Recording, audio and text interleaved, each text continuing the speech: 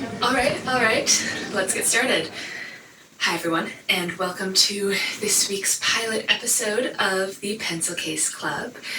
So this is your weekly excuse to grab something delicious to drink and chat about all things life. This week we're getting a little bit awkward, a lot of it nostalgic, and I think we're ready to jump into our pilot episode. So, without further ado, let's call this week's episode of the Pencil Case Club into session.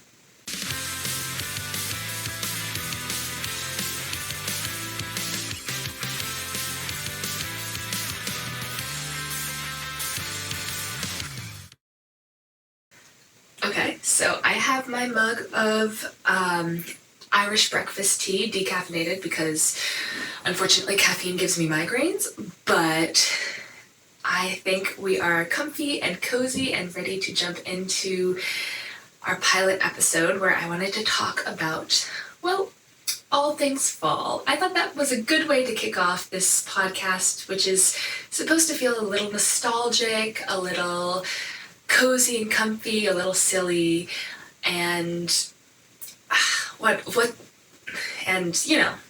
all those things except for fall? So I don't really know where to get started, and I'm sorry ahead of time if the audio is a little rough, mainly just because I had a mic that I was going to use. Turns out it doesn't work with this whole system setup that I have. So it's a learning curve, it's a learning process, but hopefully the audio will not be too horrendous and maybe be a little bit better in future episodes. But for the time being, what were we talking about? Fall. Nostalgia. Nostalgic fall things. I don't know about you guys, but fall is my favorite season of all times. I absolutely adore it. I think when the weather gets a little crisp and chilly and I can pull out my jumpers, I know how British of me, my jumpas, and I can just have a mug of something warm and walk through the woods and not worry about poison ivy or bugs. Everything about fall is just so perfect. You get the leaves, you get the color, you get Halloween, which is one of the best holidays of the entire year. And it's just such a nice time to just stand and be quiet.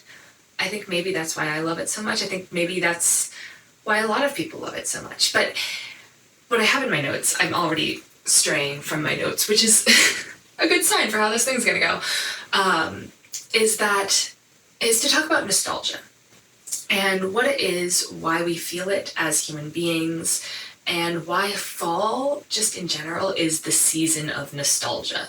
And so nostalgia is, not that you guys don't know this, but that feeling of, man, just wishing or wistfulness for something that maybe you experienced in the past, maybe you didn't. Maybe you're nostalgic for a time period that you never lived in, but it's just this wistfulness for a different state of mind, a state of mind that you were in once upon a time but don't have anymore. And the reason I think fall connects so much to that nostalgic emotion is just because there's something so connected between fall and back to school and childhood.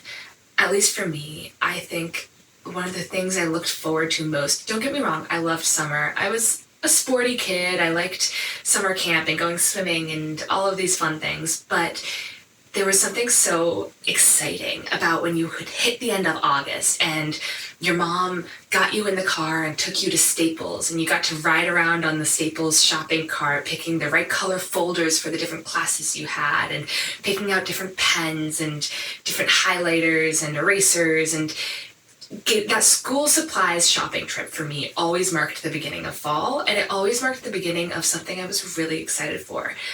If you couldn't tell, I am a straight Ravenclaw. I loved the start of school. It was new, it was exciting. You got to see your friends again, but also you got to learn something new and jump back into classes and feeling like you were taking on the world. And I know that's probably a unique emotion to those of us who were lucky enough to thrive in academic situations. I completely understand that many people were not that lucky, and I appreciate that.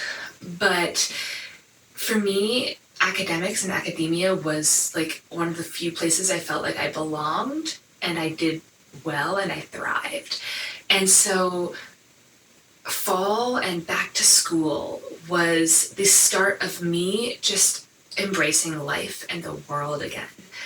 And I think there's a level of that love for the back to school nostalgia that creates this sense of, the Gilmore Girls aesthetic of, going to classes and carrying your heavy books and feeling all comfy and cozy. It's that sort of feeling. And fall brings you back into the mindset that at least I was as a child, and the excitement you would get for the season. So there's just something, I don't know if I'm explaining this well, but the aesthetic of fall is great, don't get me wrong. It's the plaids and the flannels and the pumpkins and the pumpkin spice and the Starbucks cups and the walking around with the knee-high boots. That's all great, and I love that. But at the end of the day, I think that's all a method that we use to put ourselves in the state of mind that made us happy. Back when life was a simpler time, Back when the only thing we really had to worry about was, well, don't get me wrong, there was a lot to worry about in middle school. Teen drama, preteen drama, all that, but there's some part of us that I think would almost prefer to be worrying about that rather than taxes, And that's, fall puts us in a space where we wish we were just worrying about that instead of taxes. And yeah, there's something about the quietness of the season that just makes you want to sit back and engage with the world around you. Now, don't get me wrong, it's currently 80 degrees outside, and I think that's absolute bullshit.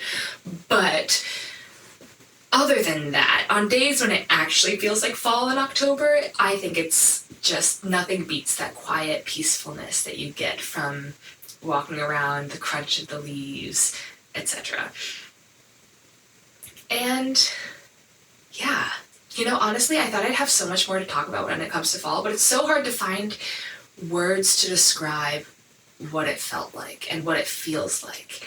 It's like it puts me right back in that frame of mind where every morning you get up and you have a bowl of cereal and you stare out the window, and you didn't have phones to distract you or technology to pull your brain away from the rest of the world. So honestly, when you were bored, you went outside and you waited for a leaf to fall from the trees and you went and caught it.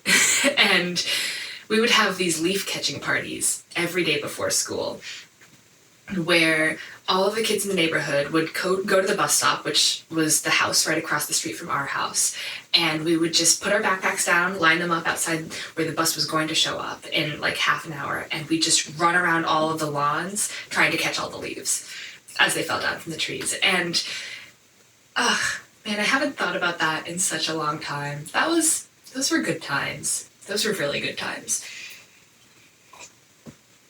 Man.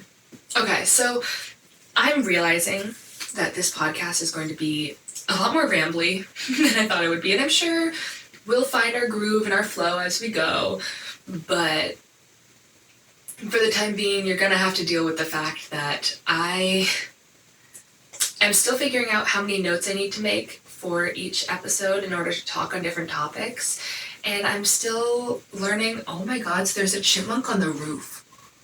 How do they get up there? Sorry. I didn't know chipmunks could climb that high. Okay, anyways. We were talking about how rambly this is going to be, and if that's not a perfect example of it, I don't know what is. So, things I'm doing this fall. Let's talk about that. I am obviously restarting my watch of Gilmore Girls. I'll be honest, as much as it's one of my favorite shows of all times, I don't think I've ever actually finished it. I always make it to like 3/4 of the way through season 6, and I'm starting to realize that Luke and Lorelai are about to break up, and I just nope out of there. As soon as they introduce April, I just nope out of there. And And by then it's usually Christmas time anyway, so it's time to turn to my cheesy little Hallmark movies. And what else am I doing this fall? I'm doing a lot of baking.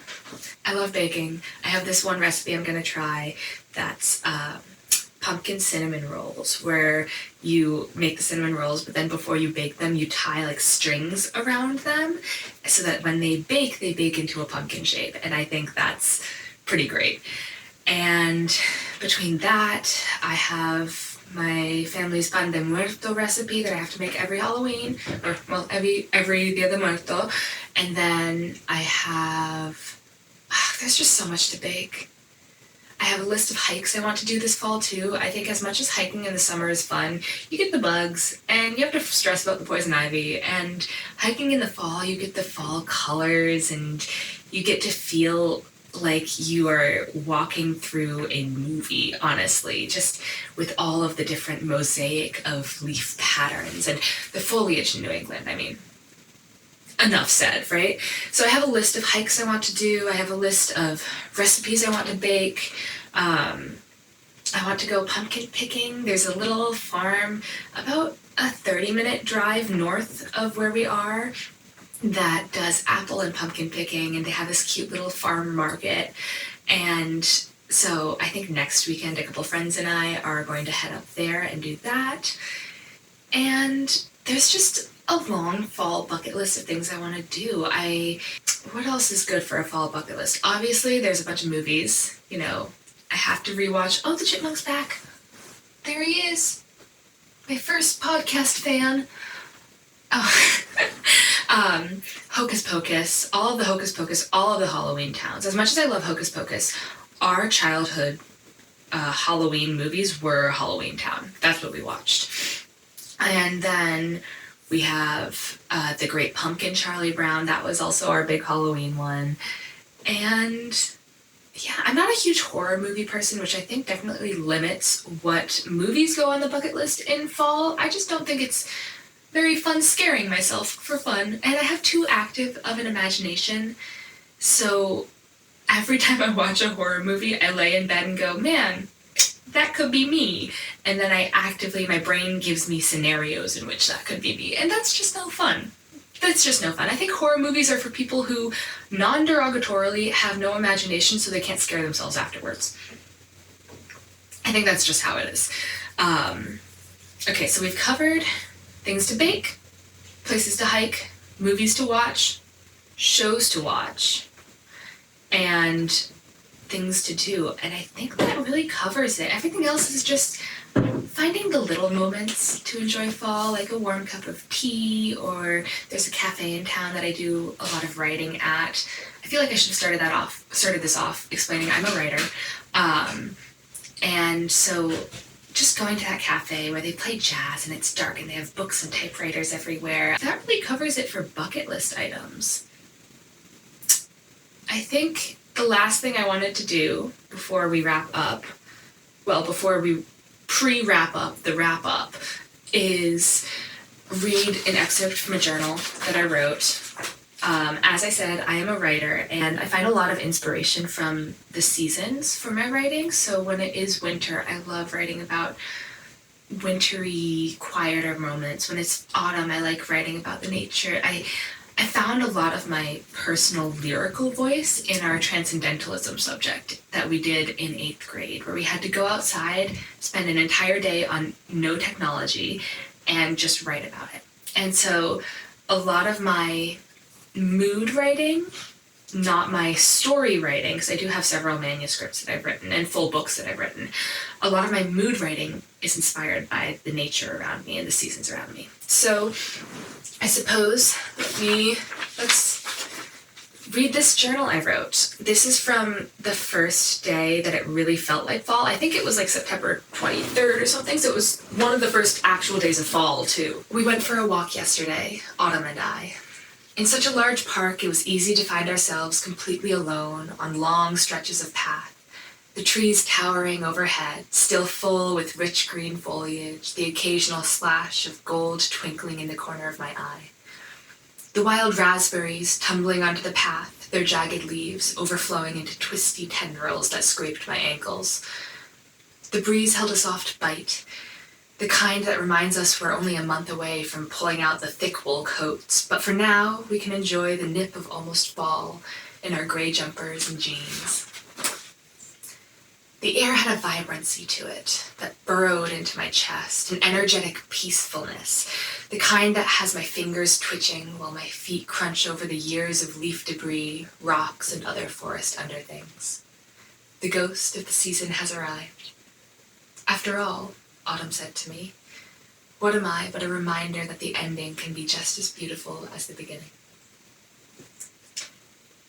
It's probably time to wrap this up, and I thought at the end of each episode, we could get a little spooky, get a little mystical, magical, Benson Booney. You're allowed to groan at that one. You know the feeling of like sitting in a circle during a sleepover and you've dimmed the lights and it's like at least 11 p.m. and your friend pulls out her secret little tarot deck that her parents don't know she has, and you spend the next forever giggling over these predictions of like which celebrity you're gonna marry and how the test next week is gonna go. And yeah, I thought we could bring back a little bit of that feeling, so I have here my Cozy Witch tarot deck by Amanda Lovelace. It's one of my favorites. And I thought I could pull a card to see how all of our weeks are going to go. I have to admit, I haven't consistently read tarot in like a little over a year. Before that, I used to read tarot a lot. I would do like daily readings for myself. I'd do them for my friends. But it has to be like getting back on a bicycle, right? It's going to be easy. So I'm going to ask the cards for myself, for all of my maybe one viewer and my chipmunk fan. How is next week going to go? Let's see. I think this is our card.